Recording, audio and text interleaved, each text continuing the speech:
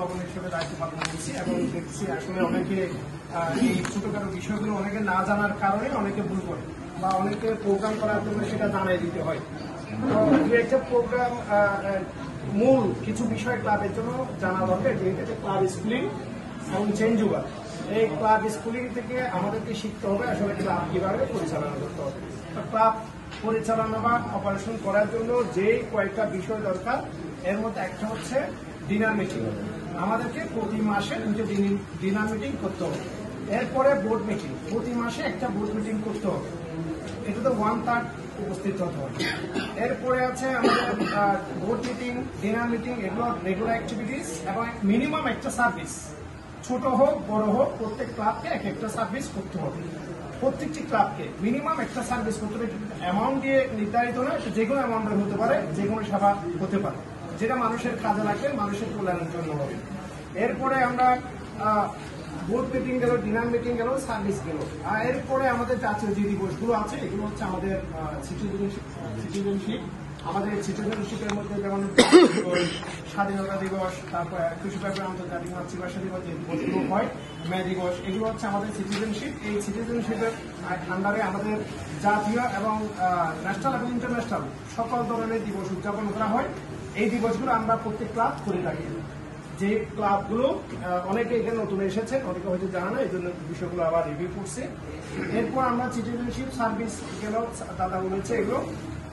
এরপর আমরা board meeting, dinner meeting, citizenship, তারপর আপনার ক্লাব সার্ভিস, একটি মিনিমাম একটা সার্ভিস করতে হবে। এরপর আমাদের আছে এজিএম। প্রত্যেক ক্লাবকে মিনিমাম এজিএমটা অবশ্যই ভালো করে করতে হবে, যেহেতু এজিএম এর মধ্যে আপনার প্রেসিডেন্ট নির্বাচিত হয়, ওই এজিএমটা সুন্দরভাবে নভেম্বরের মধ্যে করতে হয়। এরপরে নভেম্বরে এজিএম করবে, প্রেসিডেন্ট জানুয়ারি 1 তারিখে দায়িত্ব রিসিভ করবেন, জানুয়ারি 1 তারিখ থেকে ওনার কার্যক্রম শুরু হবে। এরপরের কার্যক্রম শপথ নেবেন চেঞ্জ ওভার।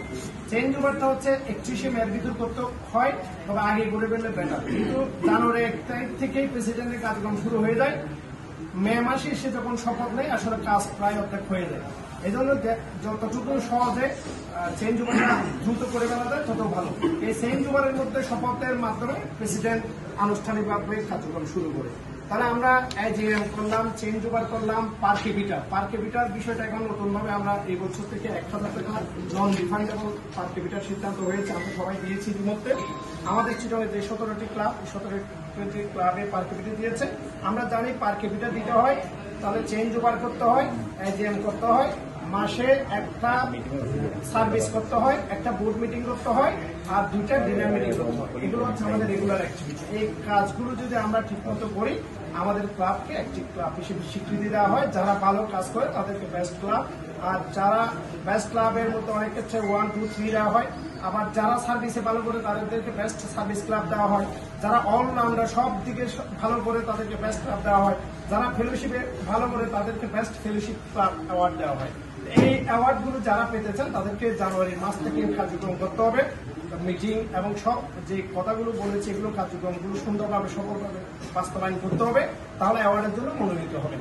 আশা করবো আপনারা যারা অ্যাওয়ার্ড পেতে চান, ভালোভাবে অ্যাপেক্স শিখতে চান, অ্যাপেক্স করতে চান, আপনারা এই কার্যক্রমগুলো যে কথাগুলো বলেছি এগুলো সুন্দরভাবে শেষ করবেন, ক্লাব লেভেলে এগুলো প্র্যাকটিস করবেন, যাতে অ্যাপেক্সকে আমরা আরো সুন্দরভাবে প্রেজেন্টেশন করতে পারি।